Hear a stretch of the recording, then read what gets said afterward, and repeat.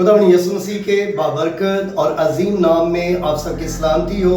खुदा आप सबको बड़ी बरकत दे। मैं शुक्रगुजार हूँ जो लोग इन पैगामों को सुनते और बरकत पाते हैं और जो दुआओं में याद रखते हैं, मैं उनके लिए शुक्रगुजार हूँ।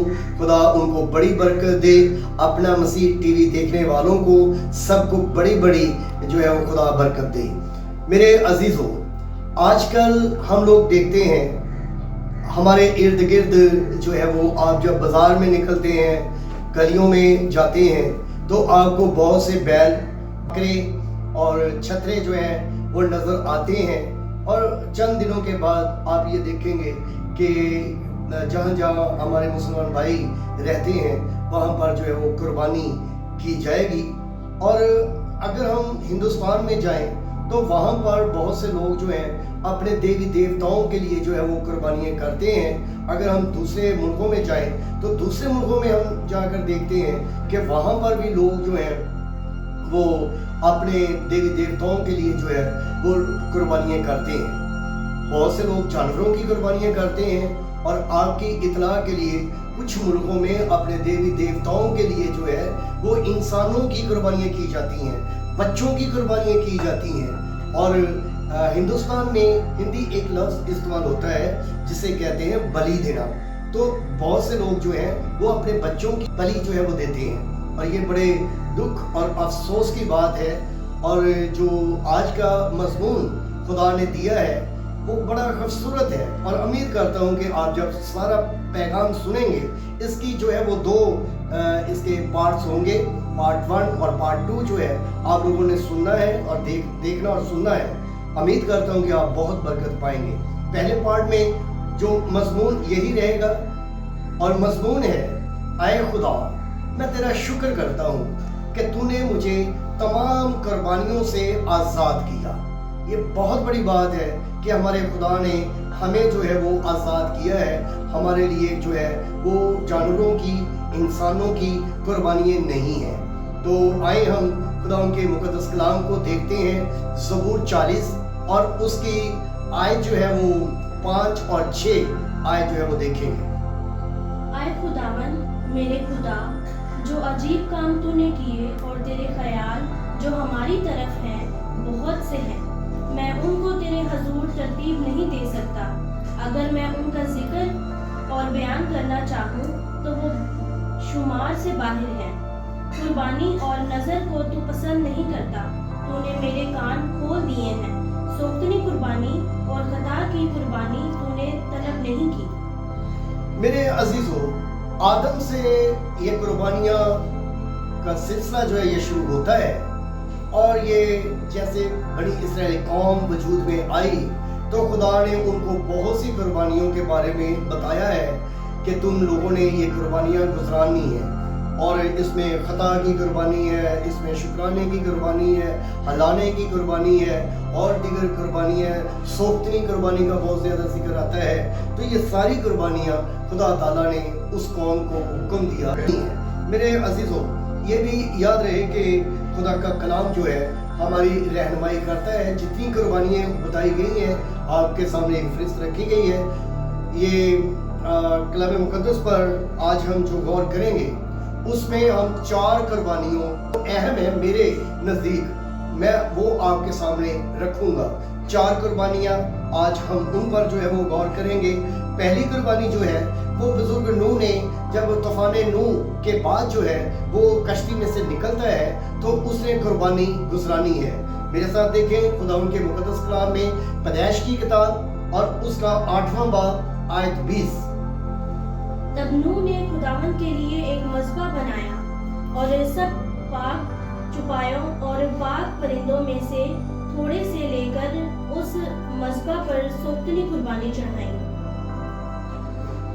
यहाँ पर हम देखते हैं कि कश्ती से बाहर आने के बाद सारी दुनिया जो है वो मर मिटी।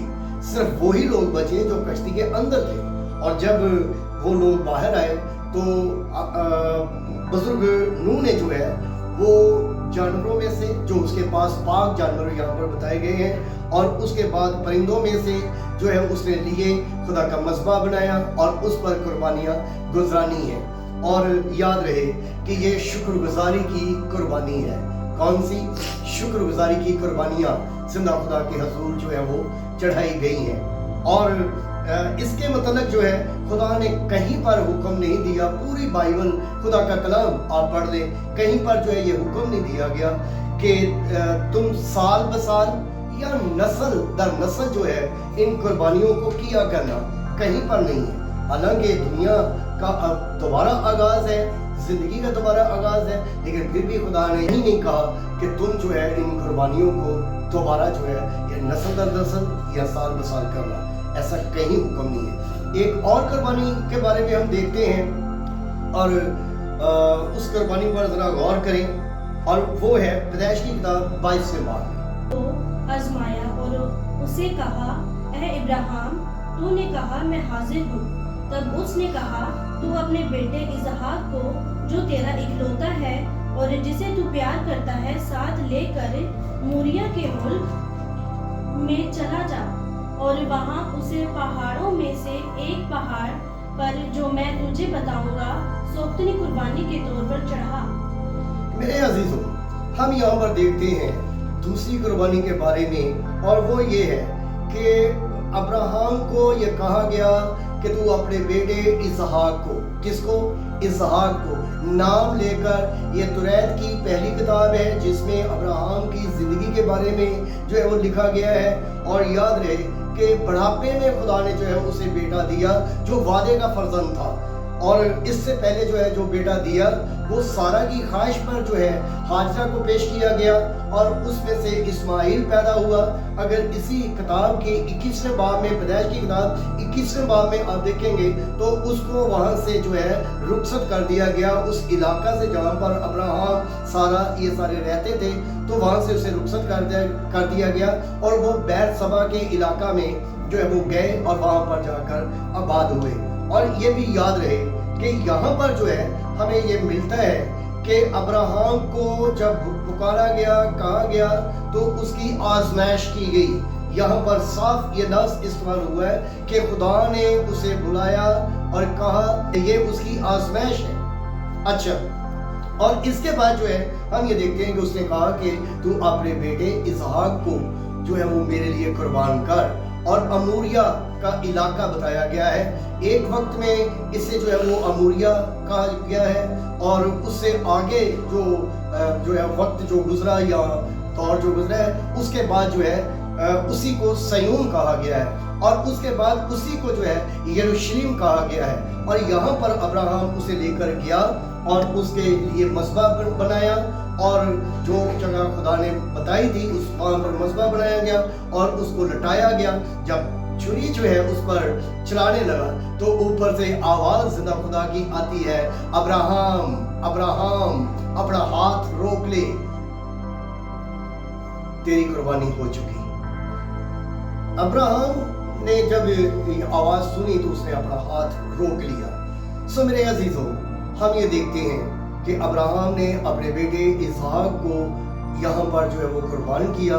اور اس کے بعد ہم یہ بھی دیکھتے ہیں کہ پوری بائبل میں آگے جو ہے وہ دیکھ لیں تو خدا نے کہیں نہیں کہا کہ اسے جو ہے وہ تم سال بسال اور اسے جو ہے نسل در نسل جو ہے وہ منایا کرنا, کیونکہ یہ ابراہیم کی ذاتی آزمائش تھی. اور اس میں جو ہے ہم یہ دیکھتے ہیں کہ کہیں پر یہ نہیں کہا گیا. سو میرے عزیزوں, صرف تیسری قربانی پر غور کریں, اور وہ ہے خروج کی کتاب آپ نکالیں اور اس کا جو ہے وہ 12واں باب. پھر خداوند نے ملک مصر میں موسیٰ اور ہارون سے کہا کہ یہ مہینہ تمہارے مہینوں کا شروع اور سال کا پہلا مہینہ ہو. بس اسرائیلیوں کے ساری جماعت سے یہ کہہ دو کہ اسی مہینے کے 10ویں دن ہر شخص اپنی آبائی خاندان کے مطابق گھر پیچھے ایک برہ لے, اور اگر کسی کے گھرانے میں برہ کو کھانے کے لیے آدمی کم ہو تو وہ اور اس کا ہمسایہ جو اس کے گھر کے برابر رہتا ہو دونوں مل کر نفری کے شمار کے موافق ایک برہ لے رکھیں. تم ہر ایک آدمی کے کھانے کے مقدار کے مطابق برہ کا حساب لگانا. تمہارا برہ بے عیب اور یکسالہ نر ہو, اور ایسا بچہ या तो भेड़ों और में से चुन कर लेना या बकरियों में से, और तुम उसे इस महीने की 14वीं तक रख छोड़ना, और इसराइलियों के कबीलों की सारी जमायत शाम को उसे ज़िबा करे और थोड़ा सा खून लेकर उन जिन घरों में से उसे खाएं और इनके दरवाज़ों के दोनों बाजुओं और ऊपर की चौखट पर लगा दे, और वो उसके गोश्त को उसी रात आग में भून कर बेखमीरी रोटी और कड़वे सागपात के साथ खा ले।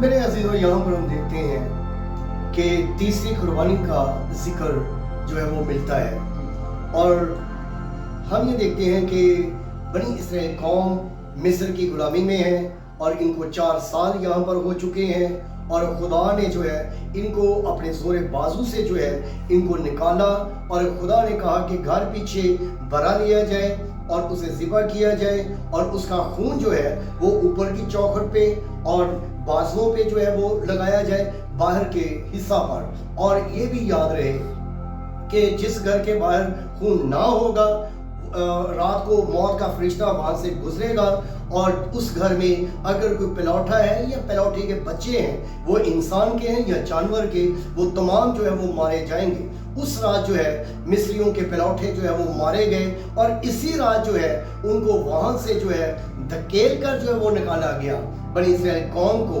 और इसे कहा जाता है ये आज़ादी की कुर्बानी है। पहली कुर्बानी जो मैंने बताई है वो शुक्रगुजारी की कुर्बानी, और दूसरी कुर्बानी जो है वो याद रहे कि आजमाइश की कुर्बानी है, और तीसरी कुर्बानी का जिक्र जो मैं कर रहा हूँ ये आज़ादी की कुर्बानी है, जो बनी इसराइल कौम की आज़ादी हुई। सो मेरे अजीजों, ये भी याद रहे कि जब अब्राहम को ये कहा गया तो साथ एक और लफ्ज़ इस्तेमाल उसने वहाँ पर हुआ है, वो है सोख्तनी कुर्बानी। और सोख्तनी का मतलब है जलाया जाना। ये जलाई जाती थी, ये खाई नहीं जाती थी, ये जिंदा खुदा के लिए जो है कुर्बानी ऊपर मज़बा के ऊपर रख कर इसे जो है जला दिया जाता था जिंदा खुदा के लिए, और हम ये देखते हैं इसे खाया नहीं जाता था। सो तीसरी कुर्बानी में हम ये देखते हैं कि घर पीछे जो है एक बरा लिया गया, उसका गोश्त के मतलब ये बताया गया है कि तुमने जो है वो खाना है। और ये भी याद रहे इसे फसा की कुर्बानी भी कहा जाता है। और ये भी याद रहे कि कलाम मुक़द्दस में जो है पालूस रसूल नए ऐदनामा में पालूस रसूल कहता है कि हमारा भी एक फसा कुर्बान हुआ है।